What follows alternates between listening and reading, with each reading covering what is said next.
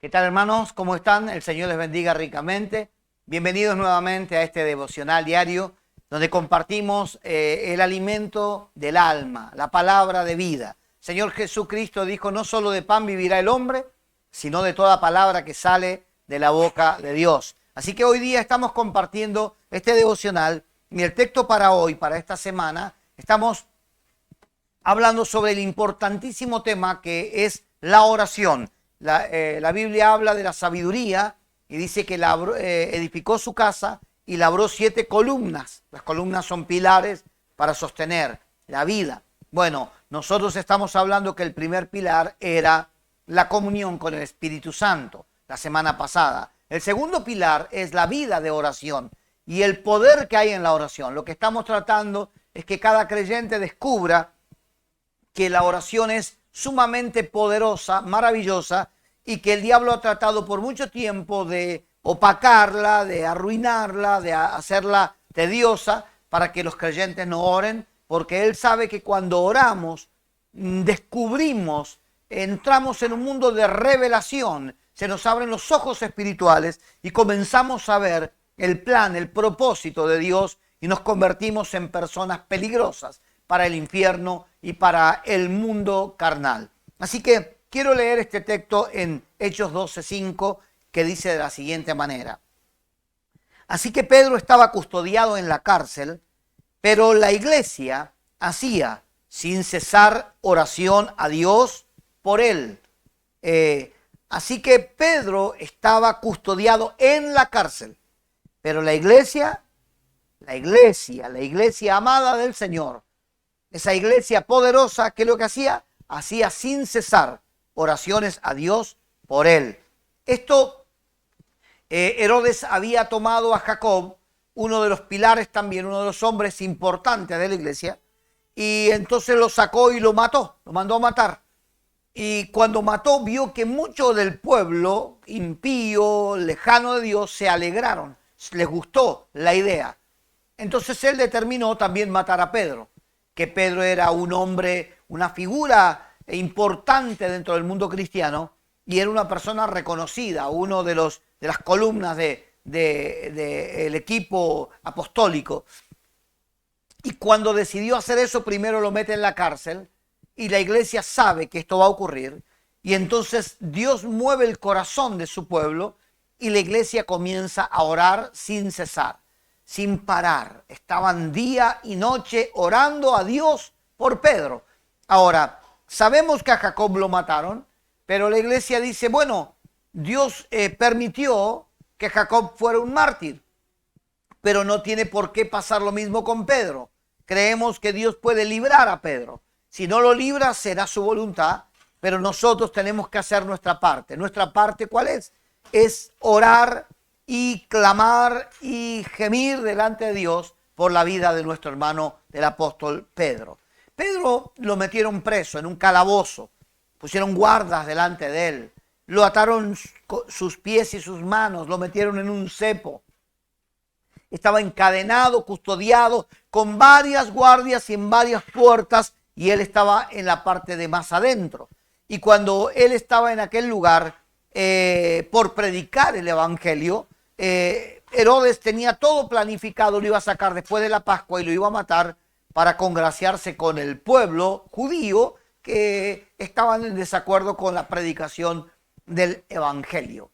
Pero la iglesia entendió el mover que tenía que haber, entendió el momento en que tenía que actuar, que manifestarse. Hay momentos y momentos en la vida del hombre y yo creo que ha llegado una hora, un momento donde Dios está moviendo a su iglesia de los distintos lugares, provincias, naciones, ciudades, pueblos, iglesias diferentes, pero nos está moviendo para que oremos porque Dios va a hacer algo. Este Pedro que estaba metido, custodiado, aislado, separado de la iglesia no podía ir a verlo, no podía ir a llevarle comida, no podía ir a consolarlo, no podía ir a darle un texto bíblico, no podía, porque Pedro estaba aislado. Y hoy hay tanta gente que está aislada, que está tal vez por el COVID, están separados y no se los puede ver, y es una angustia, es un dolor para la familia, para todos, pero no debemos bajar los brazos.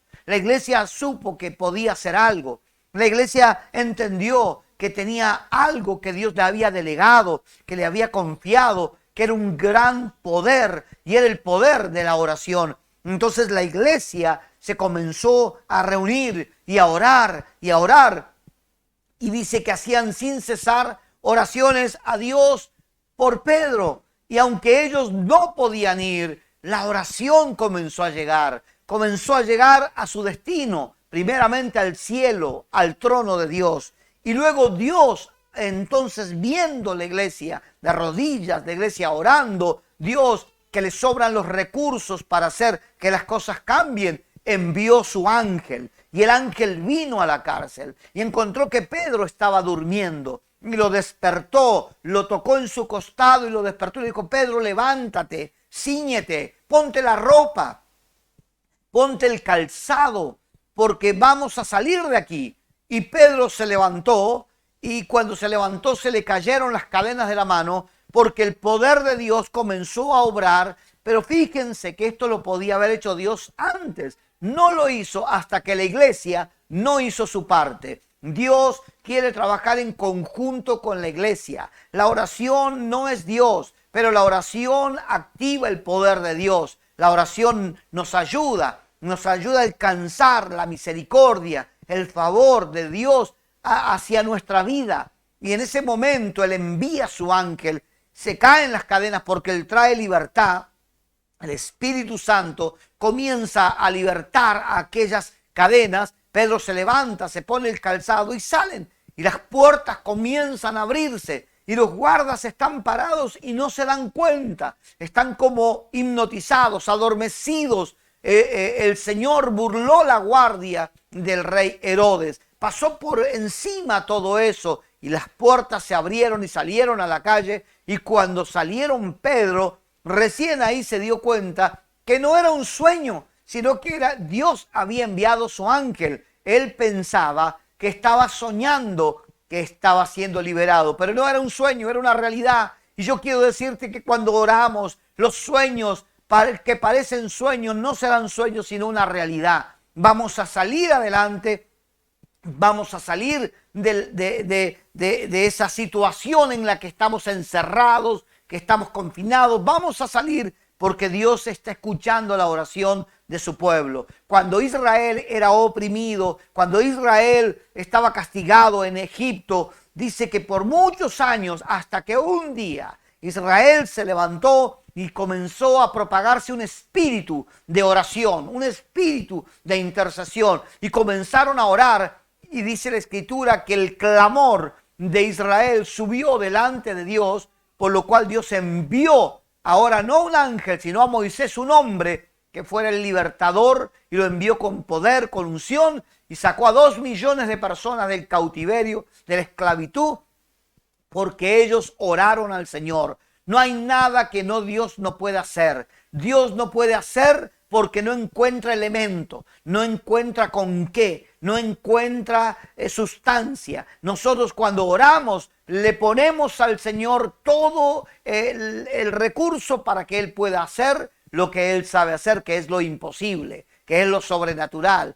que es lo extraordinario. Así que no te mires en tu condición de hombre, no mires tu entorno, no mires tu economía, no mires tu salud. Mira al Señor y únete a este equipo de gente que estamos orando y orando y orando por nuestra nación, por nuestros gobernantes, por la economía de Argentina. Estamos orando por todo el mundo y por esta pandemia para que retroceda y podamos volver a una vida no normal, sino una vida superior a la que antes teníamos, ligados juntos de la mano del Señor. Que Dios te bendiga ricamente. Quiero orar por vos. Aquel día quiero decirte que Pedro salió y quedó libre. Y cuando llegó, se reunió con los hermanos que habían estado orando por él. Y ahí se dio cuenta cuánto poder tiene la iglesia. No necesitamos ser 1 millón. Si un grupo de personas que oran pueden mover la mano de Dios en favor de la tierra. Así que oro con vos. Padre, en el nombre de Jesús, oro por cada uno de mis hermanos y amigos que están viendo este devocional y pido que sea derramado sobre cada uno un espíritu de oración, de intercesión, para que la iglesia se levante y cumpla con su función con la cual nació, que era ser intercesora, ser una iglesia oradora, ser una iglesia conquistadora. En el nombre de Jesús bendigo a mis hermanos, oro por los enfermos, oro por los que tienen ataduras, tienen ligaduras, los que se sienten enfermos, los que están atormentados, para que sean libres ahora mismo en el nombre poderoso de Jesucristo de Nazaret. Gracias, Señor. Amén y amén. Dios te bendiga ricamente en este día y seguimos esta semana hablando del poder de la oración. Dios te bendiga. No te pierdas los próximos devocionales.